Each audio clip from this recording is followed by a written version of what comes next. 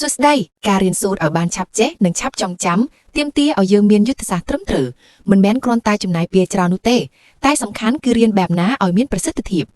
ខាងក្រោមនេះគឺជារបប8យ៉ាងដែលអាចជួយអ្នកឲ្យរៀនឆាប់ចេះ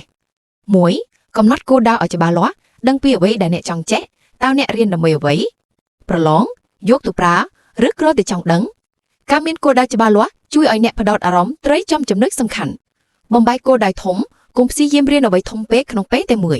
ចូលចែកមេរៀនធំៗទៅជាផ្នែកតូចៗដែលអ្នកអាចរៀនចប់ក្នុងរយៈពេលខ្លីឧទាហរណ៍រៀនមួយជំពូកឬទន្ទិញពាក្យថ្មី10ពាក្យ 2. យល់ពីមូលដ្ឋានគ្រឹះជាមុនកុំរំលងជំហានមេរៀនភាគច្រើនតែងតែមានទំនាក់ទំនងគ្នាបើអ្នកមិនយល់ពីចំណុចកទេអ្នកនឹងពិបាកយល់ពីចំណុចខផ្ដោតលើគោលគំនិតស្នូលត្រូវប្រកាសថាអ្នកយល់ច្បាស់ពីមូលដ្ឋានគ្រឹះមុននឹងបន្តទៅមេរៀនដែលស្មុគស្មាញជាងនេះ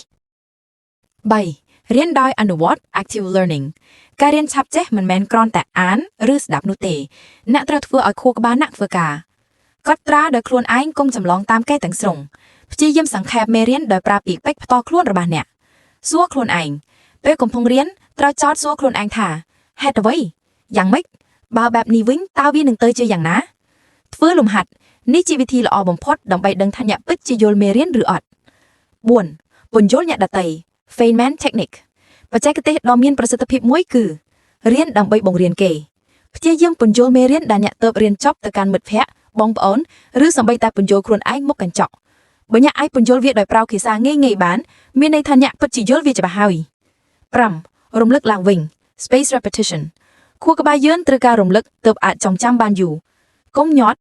ការរៀនញាត់ខុងពេលតែមួយ cramming អាចជួយឲ្យអ្នកចាំបានមួយរយៈពេលសម្រាប់តែពេលប្រឡងប៉ុន្តែអ្នកនឹងឆាប់ភ្លេចទៅវិញរំលឹកដដែលឧទាហរណ៍រំលឹកមេរៀនថ្ងៃនេះបន្តិចរួចស្អែកឡើងរំលឹកម្ដងទៀត3ថ្ងៃក្រោយរំលឹកម្ដងទៀតមួយសប្តាហ៍ក្រោយរំលឹកម្ដងទៀតវិធីនេះជួយឲ្យចំណេះដឹងនោះចូលទៅក្នុងការចងចាំរយៈពេលវែង 6. ភ្ជាប់ចំណេះដឹងថ្មីទៅនឹងអ្វីដែលអ្នកចេះហើយពេលរៀនអ្វីថ្មីព្យាយាមរកចំណុចតាក់ទងទៅនឹងអ្វីដែលអ្នកបានដឹងរួចមកហើយការធ្វើបែបនេះជួយឲ្យខួរក្បាលអ្នកងាយស្រួលក្នុងការរក្សាទុកព័ត៌មាននោះឧទាហរណ៍ពេលរៀនភាសាថ្មីអ្នកអាចប្រៀបធៀបវេយ្យាករណ៍ឬពាក្យខ្លះទៅនឹងភាសាខ្មែរឬភាសាអង់គ្លេសដែលអ្នកចេះស្រាប់ 7. គ្រប់គ្រងបរិយាកាសនិងការផ្ដោតអារម្មណ៍រកកន្លែងស្ងប់ស្ងាត់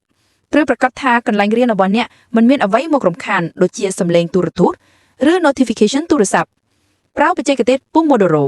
រៀនដោយផ្ដោតអារម្មណ៍ពេញលេញ25នាទីរួចសម្រាក5នាទីធ្វើបែបនេះ4ដងរួចសម្រាកពេលយូរបន្តិចទៀត15ទៅ30នាទីវិធីនេះជួយឲ្យខួរក្បាលមិនសូវហត់នឿយហើយអាចផ្ដោតបានយូរ 8. ថែទាំសុខភាពខួរក្បាលក៏ត្រូវការសម្រាកគេងឲ្យបានគ្រប់គ្រាន់ការគេងគឺជាពេលដែលខួរក្បាលរៀបចំចងចាំនៅអ្វីដែលអ្នកបានរៀនពេញមួយថ្ងៃបើអ្នកគេងមិនគ្រប់គ្រាន់ការរៀនរបស់អ្នកក៏មិនបានផលល្អដែរ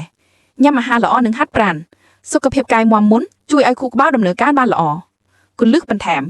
កុំខ្លាចខុសកំហុសគឺជាផ្នែកមួយនៃការរៀនសូត្ររក្សាការលើកទឹកចិត្តរំលឹកខ្លួនឯងពីគោលដៅដែលអ្នកចង់សម្រេច